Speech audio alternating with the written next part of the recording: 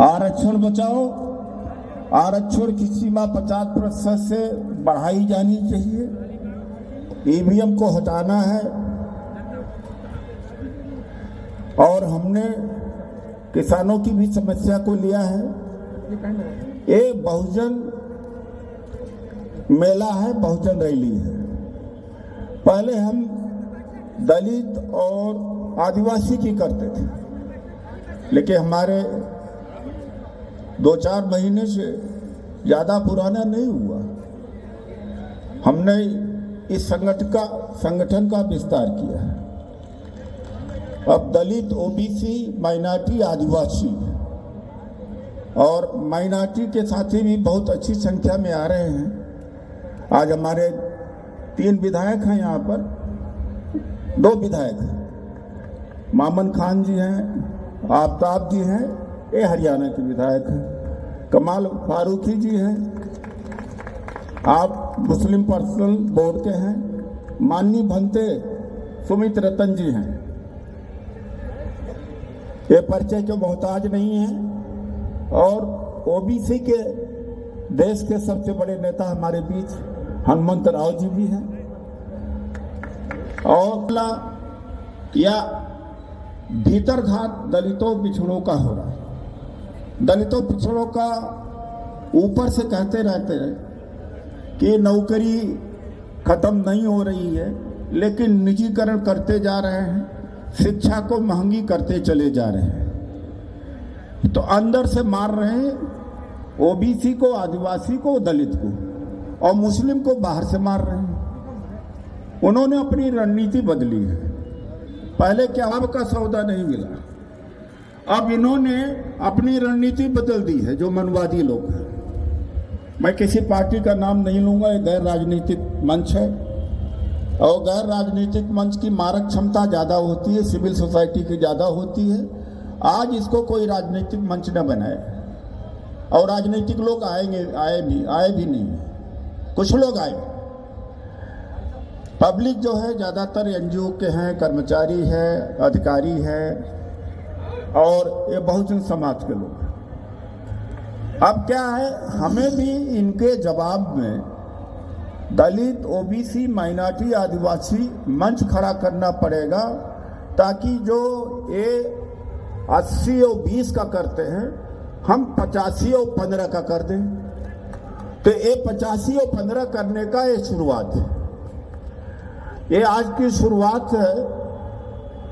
ये तो आप जब पूरे देश से friends from all over the country, Prasad Kumar from Kerala and Karupaiya from Tamil Nadu, Maiswaraj or great leader, he's from Telangana, and Mr. Rajshekaran must be here around, and Krishnamurti, they all have come. 85 कर देना है।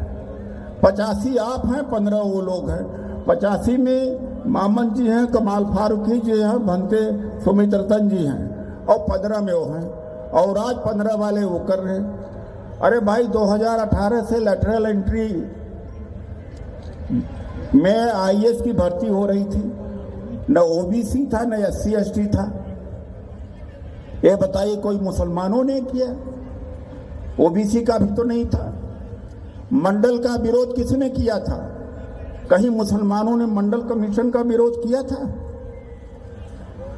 तो OBC को समझना चाहिए कि हमारा विरोध तो मुसलमान करता नहीं। जाति जनगणना का विरोध कोई मुसलमान कहीं कर रहा है भाई?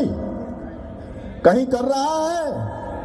तो फिर क्यों भाई, क्यों नहीं दोस्ती होती है? जो विरोध कर रहा है उसके खिलाफ खड़ा होना चाहिए कि नहीं खड़ा होना चाहिए? होना चाहिए। आज इसी के लिए रैली है, आप उसके खिलाफ खड़ा हो जो ओबीसी, एससी, एसटी का आरक्षण खत्म कर रहा है। मुसलमान से हमें कोई नुकसान नहीं है, हमारा वो विरोध नहीं करता है। तो जो इन्होंने 10 साल से रणनीति बनाई है, उसको रिवर्स करने की जरूरत है। उसको अब हम रिवर्स करेंगे। तो आज का मुख्य हमारा संदेश यही है, डोनेशन का कहां पर है? किताब का स्टॉल लगाने वाले हैं उनको अंदर आने की इजाजत दे दें। इन हालातों में जो 20 और 80 हो रहा था उसको 85-15 करने का प्रयास की बुनियाद है अध्यक्ष जी। एक गैर राजनीतिक संगठन है, ज्यादातर कर्मचारी हैं, ज्यादातर एनजीओ के लोग हैं और सामाजिक कार्यकर्ता हैं। हमने संविधान बचाने की कसम खाई है। संविधान खतरे में है। जब जाति और धर्म देख करके किसी का घर गिराया जाता है और पूरी न्यायपालिका की प्रक्रिया को बाईपास किया जाता है तो संविधान खतरे में तो यही है कि न्यायपालिका का मतलब नहीं है। जबकि सरकार के 3 अंग हैं, न्यायपालिका, कार्यपालिका, विधायिका। संविधान खतरे में इसलिए है कि आज बोलने की आजादी नहीं है। चुनाव आयोग अपनी भूमिका नहीं अदा कर पा रहा। किस तरह के आज पत्रकारों को बोलने की आजादी छीन ली गई है। जाति जनगणना के लिए मैं एक बात इस बुनियाद में कहूंगा अध्यक्ष जी कि मैंने ओबीसी और SC/ST को पूरे देश में संदेश देने का कोशिश किया कि मंडल का विरोध किसी मुसलमान ने नहीं किया था। मंडल का विरोध किसी मुसलमान ने नहीं किया था और जाति जनगणना का विरोध कोई मुसलमान नहीं कर रहा है तो मुसलमान हमारा साथी है। 2018 से लेटरल एंट्री के थ्रू IAS बनाए जा रहे हैं। ओबीसी का SC/ST का हक मारा जा रहा है। क्या यह मुसलमान कर रहे हैं? जो 20 और 80 का पूरा षड्यंत्र रचा जा रहा है। हम नागरिक समाज हैं, हम सिविल सोसाइटी हैं, हमारी भी जिम्मेदारी होती है कि हम भी आवाज उठाएं।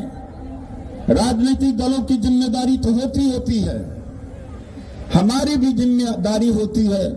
आरक्षण खत्म होगा, महंगाई बढ़ेगी, जुल्म अगर बढ़ता है तो नागरिक समाज, सिविल सोसाइटी के ऊपर भी उसका असर पड़ता है। क्या हमारी जिम्मेदारी नहीं बनती है? 1921 में वक्फ प्रॉपर्टीज का सर्वे होता, क्या कांग्रेस की हुकूमत थी उस समय? जो ये कहा जाता है वक्फ एक अमुक पार्टी की देन है, वो भी झूठा है। Kashi Vishwanath temple endowment trust बन सकता है तो वक्फ बोर्ड का क्या अस्तित्व, कौन सा खतरे में है, कौन सा गैर संवैधानिक है?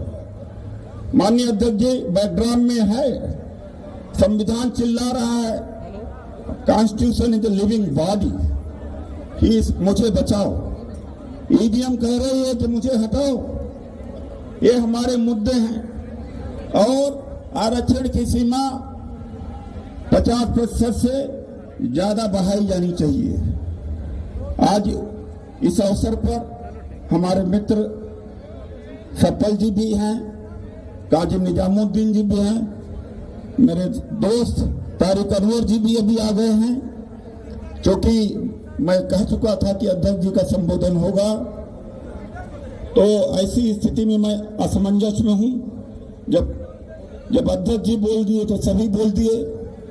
तो मैं माननीय अध्यक्ष जी से आग्रह करूंगा कि ये जो नई शुरुआत हमने किया है, दलित, ओबीसी, माइनॉरिटी, आदिवासी, इसको संबोधित करें।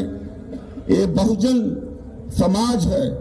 बहुजन समाज ही 20 और 50 को पलट सकता है, 15 और 85 के माध्यम से। धन्यवाद माननीय अध्यक्ष जी।